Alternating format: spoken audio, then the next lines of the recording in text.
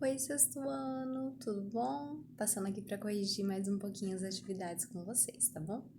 Lá na página 80. Lá embaixo vai estar perguntando por que tem horas que é utilizado o artigo definido para falar sobre livros de memórias e por que tem horas que é utilizado o artigo indefinido. Então vamos esclarecer isso. O artigo definido eu utilizo quando eu já tenho uma ideia sobre o que eu vou falar. Então, é algo específico, é determinado, como o próprio nome fala, é definido. Então, se eu falar assim, ó, a caneta, é porque eu sei qual é a caneta, qual é a marca, qual é a cor, o formato dela. E se eu falar uma caneta, é algo muito genérico, algo muito amplo. Difícil da pessoa imaginar, então ter a possibilidade de saber qual caneta que eu tô falando, de qual cor, de qual marca. Então, quando a gente usa artigo definido, é porque eu já tenho algo específico, eu já tenho algo na minha mente, já tenho uma ideia formada. E artigo indefinido é quando eu não tenho essa ideia, então é algo muito vago. Às vezes, quando a gente deixa de usar o artigo, também gera essa dúvida. A ausência do artigo é como se eu estivesse utilizando o artigo indefinido. Se eu falar assim, ó, garrafas espalhadas no chão.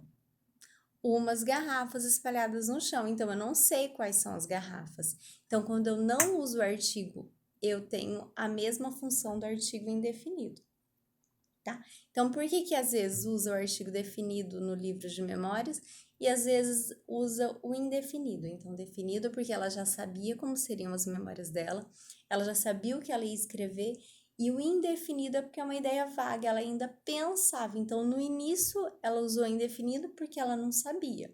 Depois, como ela já tinha uma ideia, como eu já tinha explicado, a tia Anastácia, o que era memória, a dona Benta já tinha explicado o que era memórias, aí ela já passou a ter uma certeza do que ela escreveria.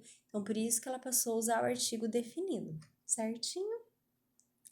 Lá no exercício 1, vamos agora para outra página, tá bom? Página 81.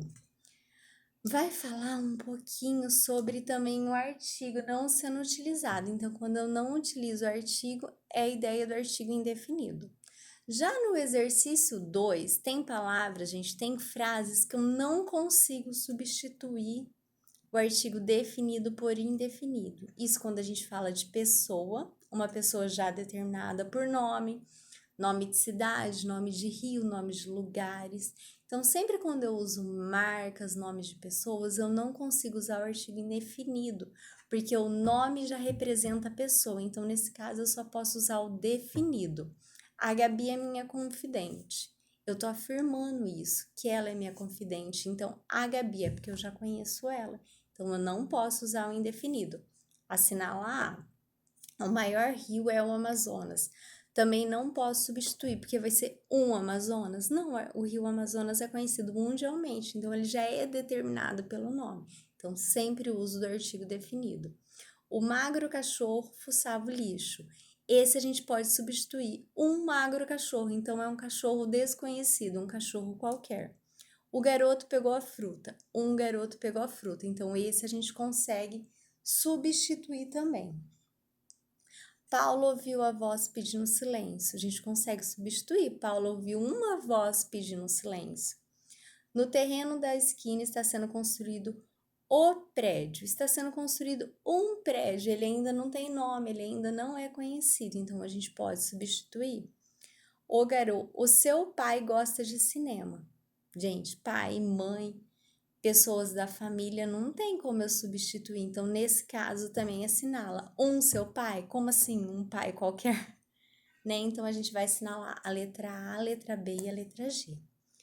Na 3, a gente vai explicar como a gente fez o raciocínio para realizar essa atividade. A gente vai pensar que palavras ou termos ou substantivos que já são definidos, que já são determinados por seu nome ou pela posição que ocupa de valor para a pessoa, jamais vai poder ser substituído pelo artigo indefinido.